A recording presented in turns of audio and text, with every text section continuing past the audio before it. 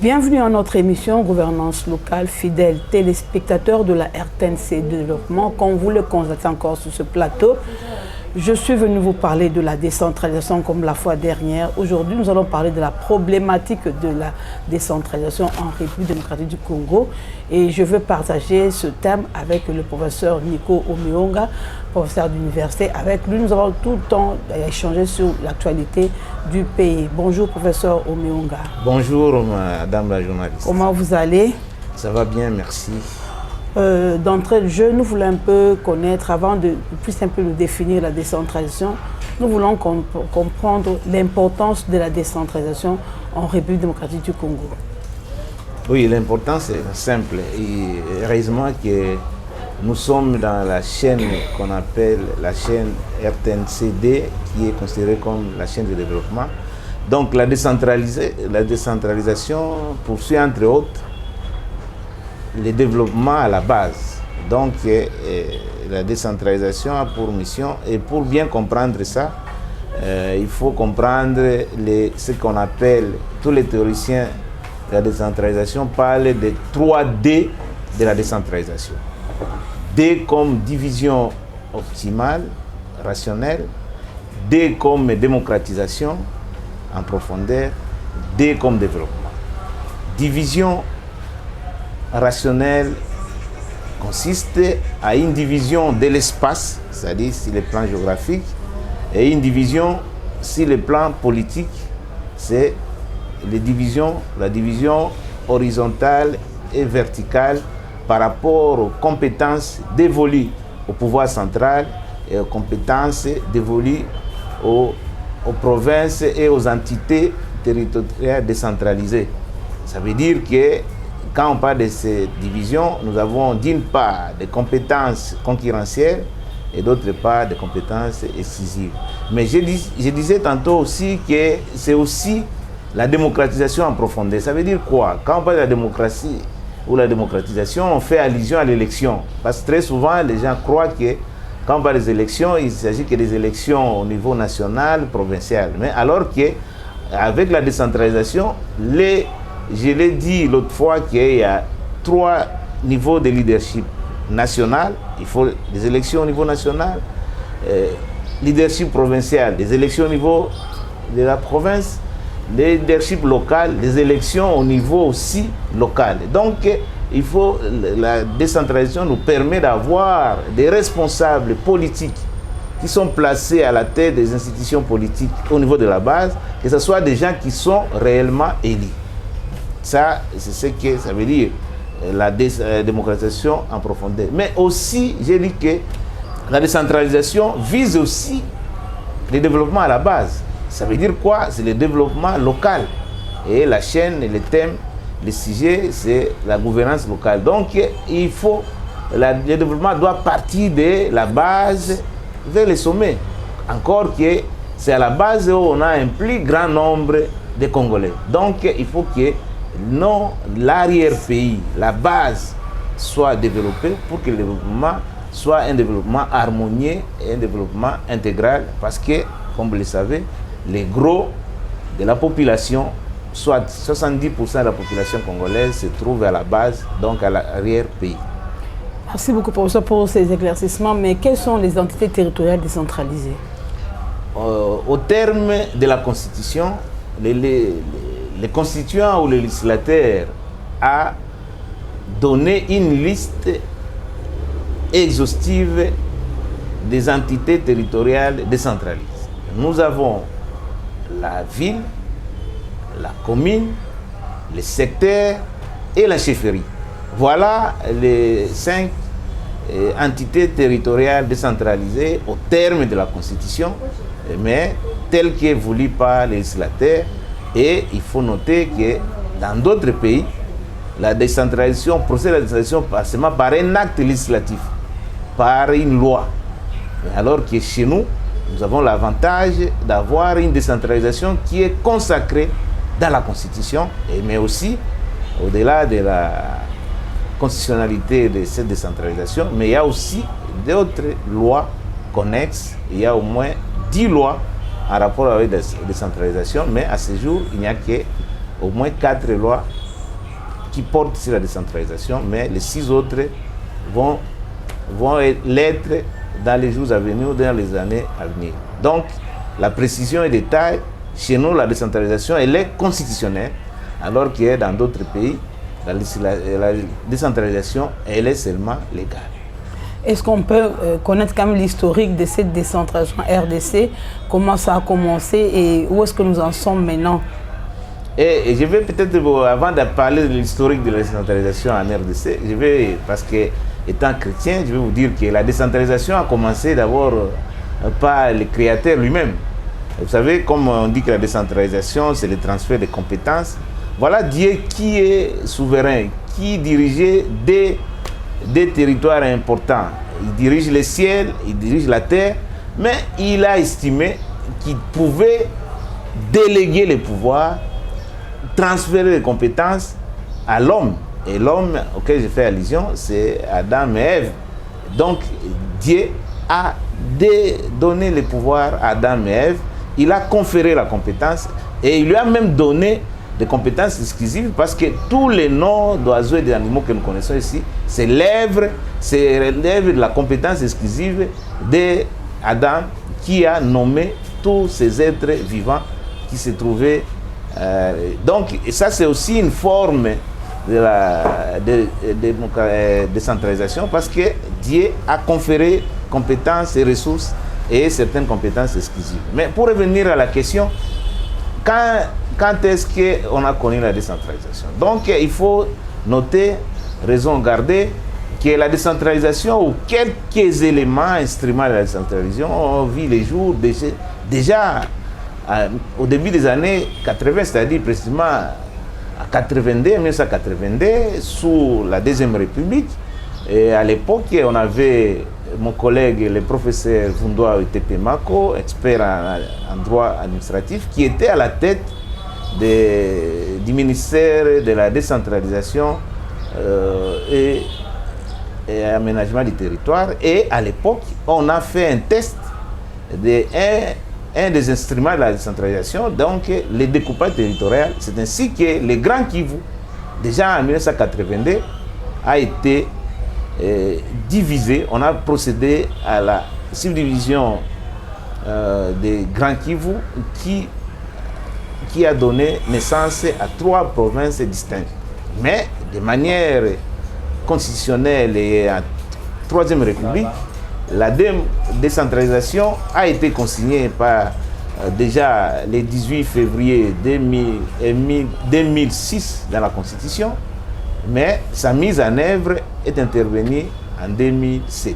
Donc, s'il faut parler de la décentralisation, c'est en 2007 que la décentralisation a été mise en route, en marche, mais il faut noter qu'il y a des écueils, des défis et qui jusqu'ici ne sont pas encore élagués et qui fait en sorte que la décentralisation n'atteigne pas ses missions classiques, c'est-à-dire de 3D, division géographique et division des compétences, développement à la base et démocratisation en profondeur. Voilà un peu en gros ce que je peux dire par rapport à l'historique de la décentralisation dans notre pays. Et quelles sont les 3 caractéristiques de la décentralisation? Vous pouvez encore vous répéter? Outre les 3D, dans la décentralisation, nous avons d'abord une sorte d'autonomie. L'autonomie, les provinces et la libre administration des provinces. Nous avons les budgets. Vous savez, dans notre pays, quand on parle du budget de l'État, donc au sein duquel nous avons 2 budgets. Il y a les budgets du pouvoir central, c'est-à-dire de l'État, mais il y a aussi des budgets provinciaux. Donc dans toutes les provinces, nous avons des organes délibérants. Et puis, une autre caractéristique, c'est que nous avons les reflets de l'État au niveau des provinces, c'est-à-dire tous les pouvoirs, les 3 pouvoirs classiques, le pouvoir judiciaire, le pouvoir législatif et le pouvoir exécutif, on les retrouve aussi en province. C'est ainsi que nous avons les gouvernements provinciaux, nous avons les organes délibérants, c'est-à-dire assemblées provinciales, mais nous avons aussi les cours et tribunaux au niveau des provinces. Voilà un peu les caractéristiques, et puis ajouter à cela qu'il y a la notion aussi de compétences. Compétences exclusives et compétences concurrentes. Et quel est l'impact de la décentralisation fiscale en République démocratique du Congo? Non, son impact aurait été beaucoup plus important si réellement cette décentralisation fiscale avait eu les jours et pouvait s'appliquer correctement. Parce que l'important, c'est que, comme vous le savez, nous avons aujourd'hui, quand on parle de finances publiques, la source principale et importante des finances publiques, disons du budget, c'est la fiscalité. Aujourd'hui, avec la décentralisation, nous avons la fiscalité au niveau national, mais aussi la fiscalité provinciale. Et c'est ainsi que, vous remarquez, dans toutes les provinces aujourd'hui, nous avons des régies financières qui permettent aux provinces de collecter. Par exemple, ici à Kinshasa, nous avons la DGRK qui collecte les impôts fonciers, les impôts sur les revenus locatifs. Donc, rien que pour les impôts sur les revenus locatifs, vous savez, dans notre pays, et surtout principalement dans la capitale ici, il y a beaucoup de locataires, et que si tous les locataires ou tous les propriétaires et tous les bailleurs pouvaient s'acquitter de leurs obligations fiscales, c'est-à-dire en payant les revenus locatifs, mais aussi en payant l'impôt sur la fiscalité foncière. Imaginez-vous, nous avons combien de maisons dans cette ville, nous avons combien de locataires, ça pouvait encore une fois mobiliser davantage. Et que si cette expérience, parce qu'aujourd'hui dans toutes les provinces, il y a ces différentes régies financières provinciales, si ce travail-là pouvait se faire normalement, je vous rassure qu'on devrait avoir une pression fiscale beaucoup plus importante, parce que et même les budgets ne pouvaient pas, c'est comme on l'a fait, les budgets en cours s'évaluent à moins à 16 milliards avec tout au moins 9 milliards ressources propres, mais avec si cette fiscalité pouvait s'opérer normalement tel que l'a prévu le constituant, on aurait même des budgets qui avoisinerait 100 milliards de dollars avec peut-être 50 ou 60, 80 milliards en ressources propres. Donc la fiscalité, la décentralisation économique a un impact important dans un pays où les lois sont respectées. Mais malheureusement, nous illustrons par une inflation des lois ou des textes législatifs, mais le problème c'est que les gens qui sont censés respecter la loi, la fiscalité et la décentralisation fiscale ne la respectent pas et ne la fait pas respecter, et là il y a une sorte d'évasion fiscale, il y a une sorte de manque à gagner qui s'observe à ce niveau, alors que la fiscalité ou la décentralisation fiscale, la décentralisation économique pouvait être un apport très significatif dans l'accroissement des recettes publiques, mais aussi dans le développement des entités territoriales décentralisées, des provinces et de l'ensemble de la RDC. Merci beaucoup, professeur, pour tous ces éclaircissements. Vous avez tout à l'heure parlé de l'importance de la décentralisation en RDC. Nous trouvons que l'importance de la décentralisation, c'est favoriser la proximité, l'efficacité, le dynamisme entre le gouvernant et le gouverné. Mais ici en RDC, apparemment, nous ne sentons pas ça. Nous ne sentons pas ce développement. Pourquoi la décentralisation des comtés depuis 2006-2007, jusqu'à là, nous ne sentons pas le fruit sur le terrain? Non, c'est parce qu'un des éléments de la décentralisation, je l'ai indiqué, parmi les 3D, il y a la démocratie en profondeur. Et quand on parle de la démocratie, nous avons un instrument qui nous permet de sélectionner les dirigeants. Et on a opté, depuis des dialogues entre Congolais à Sun City, déjà en 2006, 2003, qui est maintenant, dorénavant, il faut que les dirigeants, parce qu'on a fait un constat amer, que la crise récurrente, qui est depuis 60 à ce jour, est du fait c'était une crise de légitimité des institutions et des animateurs. Donc, nous avions des animateurs qui n'avaient ni crédibilité ni légitimité. Alors, pour pallier ces déficits de légitimité des institutions de l'État, on s'était convenu et on a coulé dans les lois fondamentales, dans la Constitution, pour dire que tous les dirigeants devraient être l'émanation du peuple souverain, soit directement, soit indirectement. Mais malheureusement, malgré toutes les élections, depuis les 2006, on a connu au moins 3 cycles électoraux, mais je suis au regret de vous le dire que ces élections-là ont accouché d'une souris parce qu'on a assisté à un hold-up électoral, à un banditisme électoral. Donc, bref, les 3 cycles électoraux se sont révélés vraiment un gâchis, un chaos. C'est qu'on a assisté à des chaos. Et du reste, quand il y a un chaos électoral, la conséquence, c'est que nous héritons des institutions politiques et ici des élections chaotiques qui sont des institutions bancales.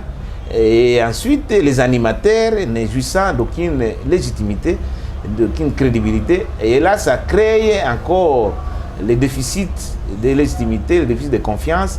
Donc, au lieu que, comme que les peuples, qu'on assiste à une sorte d'osmose entre les dirigeants et les gouvernés, mais il y a une rupture parce que ceux qui sont placés dans les différentes institutions ne jouissent d'aucune légitimité, d'aucune crédibilité, et cela ne peut pas engager le développement. Donc, si nous voulons réellement que le développement s'ensuit, soit la conséquence réelle de la décentralisation, il faudrait que nous ayons des institutions politiques crédibles, mais aussi des animateurs légitimes. Auquel cas, nous allons toujours assister à ce que nous déplorons aujourd'hui, à ces déficits de développement. Oui, mais nous faisons un constat. Dans l'administration publique, nous voyons que la décentralisation peine à s'installer. Quel est le problème? Quel est le vrai problème? Surtout au niveau central et le niveau... Il n'y a pas vraiment une coopération avec le niveau, provincial. Alors, on voulait un peu comprendre pourquoi est-ce que la décentralisation peine à s'installer dans l'administration publique. Bon, là, en amont, pour qu'il y ait la décentralisation de l'administration publique ou de la fonction publique, on devrait en principe, je vous avais dit que certes, la décentralisation est constitutionnelle, mais il y a des lois qui devraient accompagner, pour appuyer, pour matérialiser cette décentralisation. Entre autres lois, c'est la loi sur l'administration publique. Donc on devrait avoir l'administration publique nationale qui existe, mais aussi l'administration publique provinciale. Et il faut que cette loi que nous attendons, qui doit être élue, votée au Parlement et promulguée, pour que nous ayons finalement l'administration publique au niveau provincial. Et comme ça, on pourrait avoir cette amélioration au niveau du dynamisme, de l'opérationnalisation et même de l'efficacité de l'administration publique, parce que l'administration publique, c'est le socle de l'État. Dans tous les pays du monde, si vous voulez avoir une démocratie solide, si vous voulez avoir un État qui fonctionne, un État stratégique, comme je l'ai dit, il faut commencer par avoir les socles. Les socles, c'est l'administration. Or, l'administration aujourd'hui, vous savez, qui sont dans l'administration? Pour la plupart, ce sont des anciens animateurs, comme à l'époque la MOPAP, ce sont aujourd'hui les clients politiques qui se recrutent dans les gouvernements, et chaque fois, quand on nomme un ministre, avant son départ, il recrute ses militants et les place, alors que l'administration devrait être dotée de personnes. C'est pourquoi en France, par exemple, il y a ENA, École nationale d'administration, mais ici aussi, sous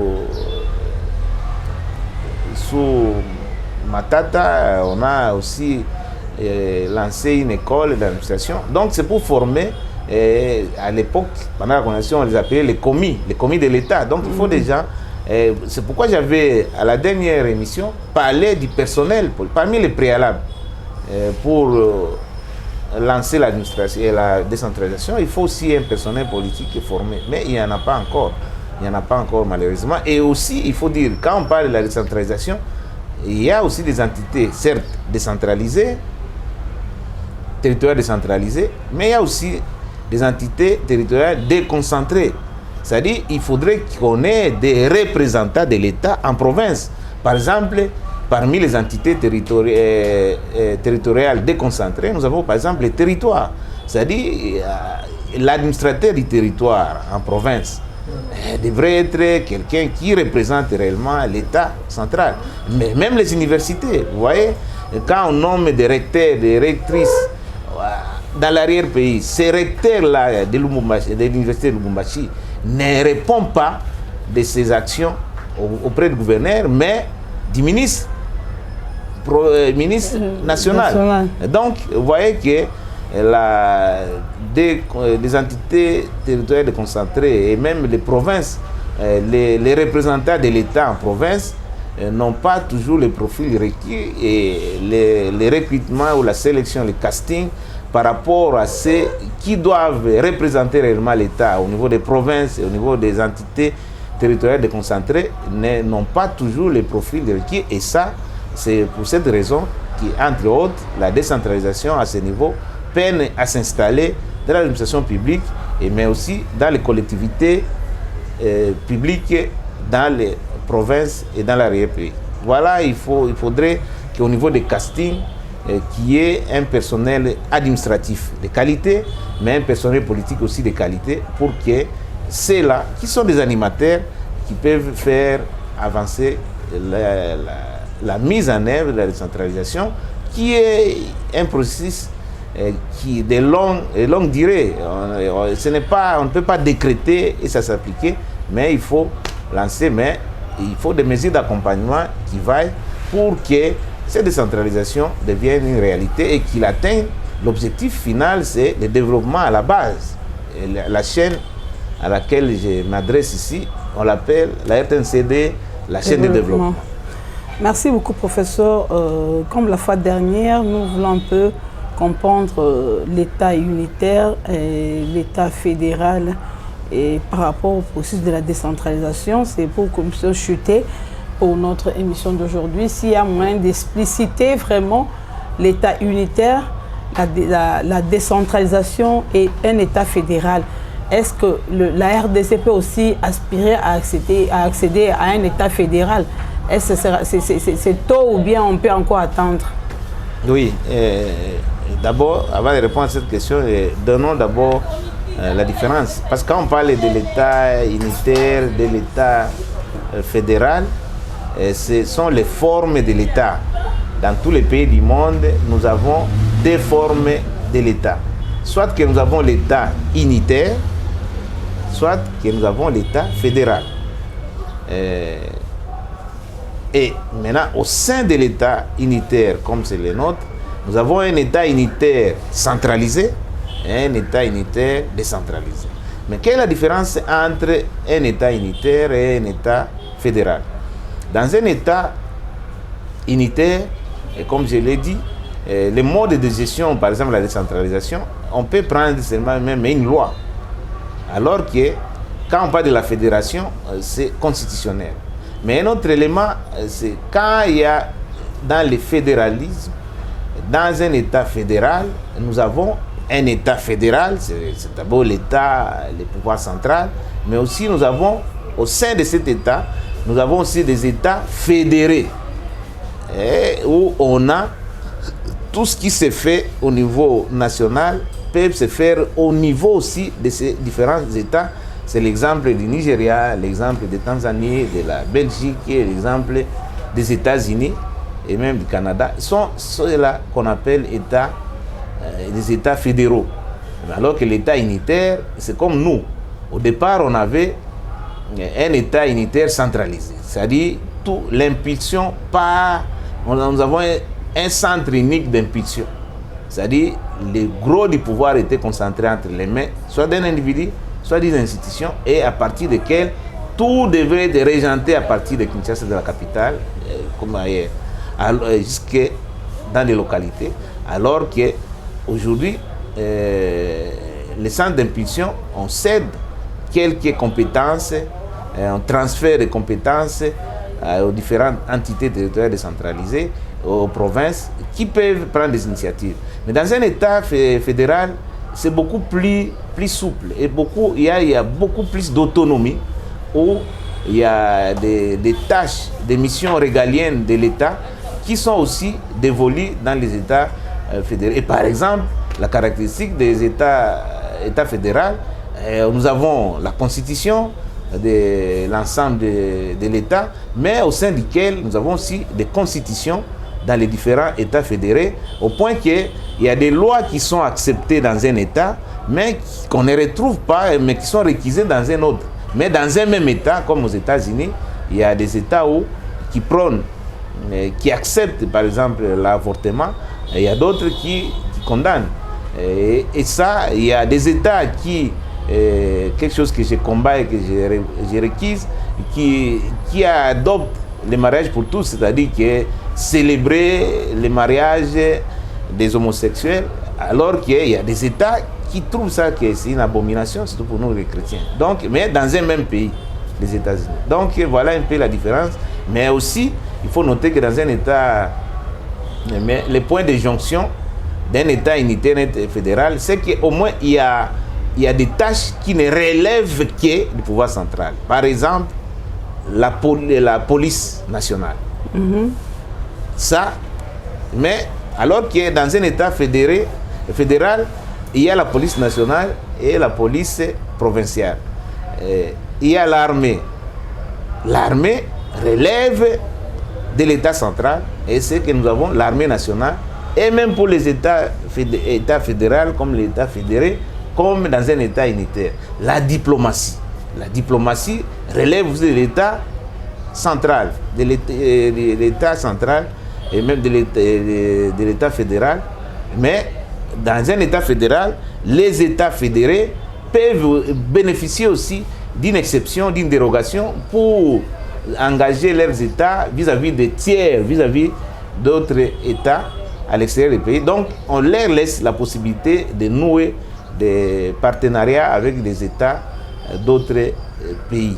Donc, pour faire simple, dans le fédéralisme, dans la fédération, dans le fédéralisme, il y a beaucoup plus d'autonomie au niveau des provinces ou au niveau des États fédérés, alors que dans un État, il y a beaucoup de centres d'impulsion pour des décisions de portée générale, alors que dans un État unitaire, le centre d'impulsion, vraiment c'est l'État central, et puis c'est tellement rigide, on ne donne pas assez d'autonomie aux États,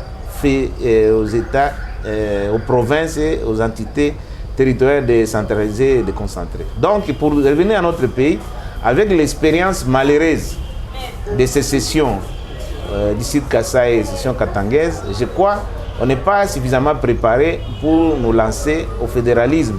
Raison pour laquelle on a opté pour un État fédéral fortement décentralisé, et même d'aucuns qualifient notre forme de l'État comme, on parle souvent de régionalisme politique. Et donc, dans notre pays, on donne même, vous voyez, même dans les entités, dans les assemblées provinciales, votent à leur niveau même des textes, des lois qu'on appelle des édits. Des édits qui sont, ce sont des lois. Les lois, c'est au niveau national, les édits au niveau provincial. On leur donne la possibilité de voter des lois qu'on qualifie des édits. Donc c'est pourquoi les gens doivent dire que non, ici, loin d'être exclusivement un État unitaire décentralisé, mais on est sous forme de régionalisme politique, c'est-à-dire on y accorde beaucoup plus d'autonomie aux provinces et ils prennent des initiatives, mais aussi il y a toujours la tutelle politique et la tutelle administrative de l'État central. Okay, merci beaucoup, professeur. Nous en avons assez entendu par rapport à la décentralisation aujourd'hui. Nous avons abordé le sujet de la problématique de la décentralisation en République démocratique du Congo.